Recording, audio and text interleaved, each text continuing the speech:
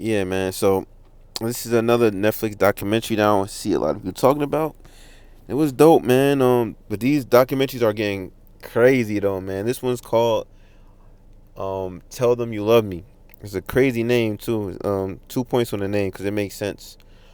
This documentary was about a professor at a college who essayed um a disabled person that was that couldn't physically, or they couldn't communicate, you know what I'm saying? So it was just weird, and they was the person that was facilitating over them. um yeah, so Anna Stubblefield, man, she is the weirdo who actually did the essay, you know what I'm saying? She was a professor, she was a smart lady. She was a what was it? Yeah, my fault. Professor at Rutgers on philosophy. At the same time, she was in American Studies and a class of disability studies. She also was looking for this one thing she said that was interesting though.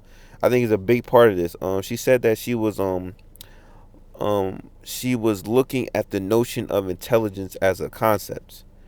And an example of that was the notion that if somebody cannot speak doesn't mean that they are stupid or not intelligent, right? I think this whole documentary is based off that, if you ask me, right? So you have John Johnson, Derek Johnson, and Daisy Johnson. Derek Johnson is the victim that was assaulted. He cannot talk. He needs help. He lives with his mother. And his brother helps him when he comes through.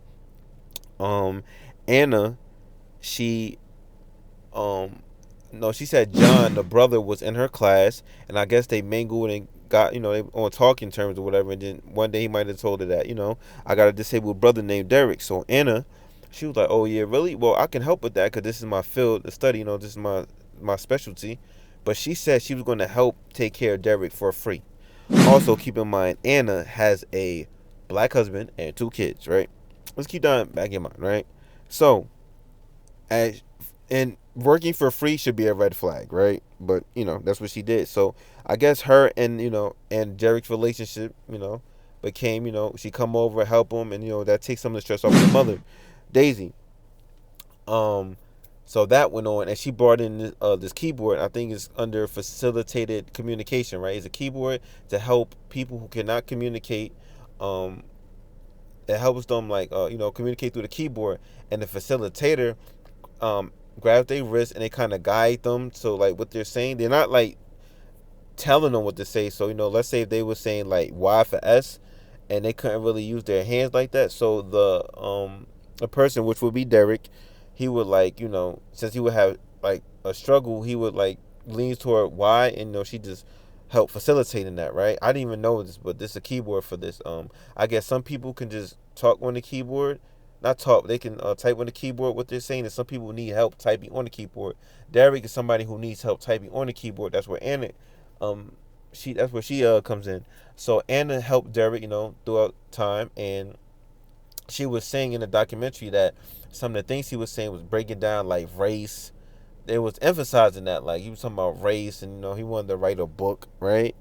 So with that being said, she was basically showing that Derek was showing like signs of intelligence, and that he doesn't need to be solely reliant on his mother. He needs to be more independent. So his mother's going to be like, well, no, of course, right? You know what I'm saying? So that's basically what started happening with that. And the brother also seen that it was one scene where he was talking to his brother Derek, and Derek mentioned wine. Like he like, how would Derek even know anything about wine? He's not a wine person. Like, where did this come from? They think that it's Anna. So also, they also did a study that like some of the facilitators was influencing the people they were facilitating their words. Like they did a test where like the facilitator was shown sneaker, but they showed each facilitator and the person that they was facilitating a picture. So they show the facilitator a sneaker, and they show the person being facilitated a cat, right? So why is the person being facilitated and the keyboard is showing sneaker instead of cat? So they kind of proven that the facilitators are influencing their words and not saying exactly what they're saying.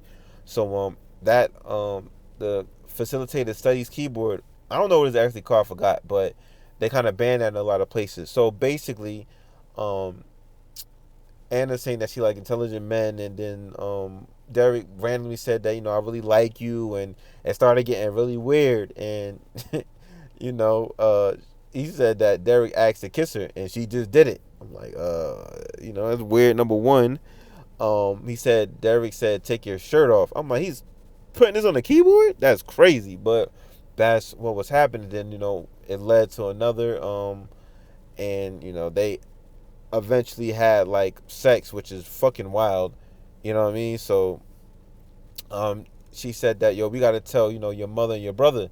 So she's told the mother, and the mother's like, what? Mother said she had to sit on her hands, and that was just crazy. So that's that. The mother really wasn't really fucking with that too heavy either, but they basically did a case on Anna, and they got her out of here, got her charged.